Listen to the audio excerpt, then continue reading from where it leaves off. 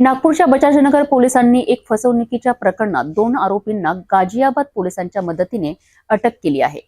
आरोपी हरिहर मिश्रा आणि मदिरा माथुर यांनी विविध इन्शुरन्स पॉलिसींच्या संबंधात फिर्यादीला खोटी माहिती देऊन मोठी रक्कम लुबाडली होती।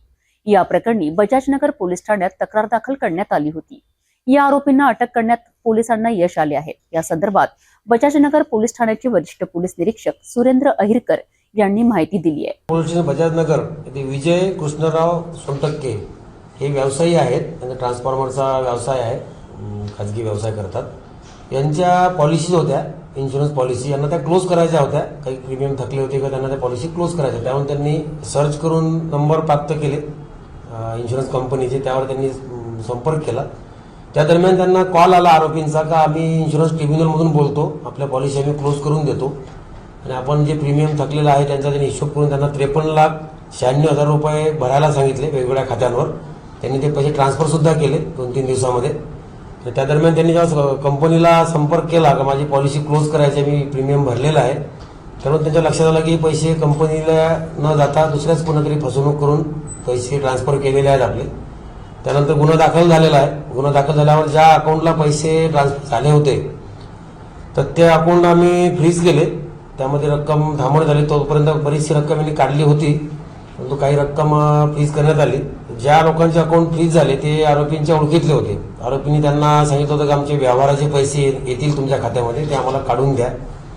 त्याप्रमाणे जसं अकाउंट फ्रीज झाल्यानंतर अकाउंट होल्डरसोबत संपर्क केला, त्यांनी सांगितलं की आमच्या खात्यात त्यांनी पैसे टाकले आहेत, हे आम्हाला याच्याबद्दल काही माहिती नाही। ते सदर अकाउंट हे गाझियाबादचे आहेत, आरोपीसुद्धा गाझियाबादचेच होते।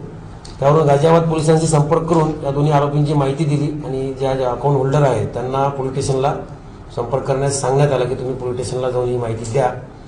त्यावरून गाझियाबाद पोलिसांना विनंती केली का हे आरोपी आपण ताब्यात घ्या, आमच्या गुन्ह्यामध्ये पाहिजे आहेत। गाझियाबाद पोलीस जेव्हा यांना ताब्यात घेण्याकरता गेले, सर्चमध्ये यामधील एक आरोपी आहे साई वैभव भरत दास, हा गाझियाबादचा आहे, आणि दुसरा आहे निशांत गिरीश त्यागी।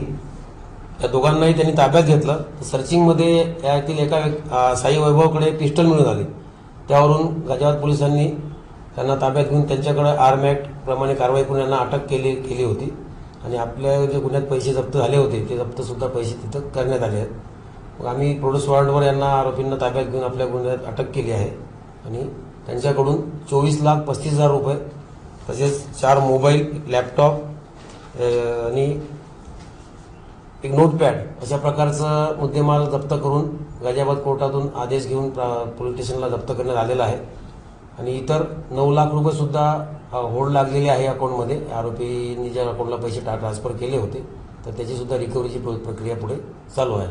बजाजनगर पोलिसांच्या योग्य तपासणीमुळे आरोपींना अटक करून पोलिसांनी न्यायालयात सादर केले आहेत। या प्रकरणात आणखी तपास सुरू आहे आणि संबंधित आरोपींविरोधात कायदेशीर कारवाई केली जात आहे। पोलिसांच्या या कार्यामुळे अशा प्रकारच्या फसवणुकीला आळा घालता येईल।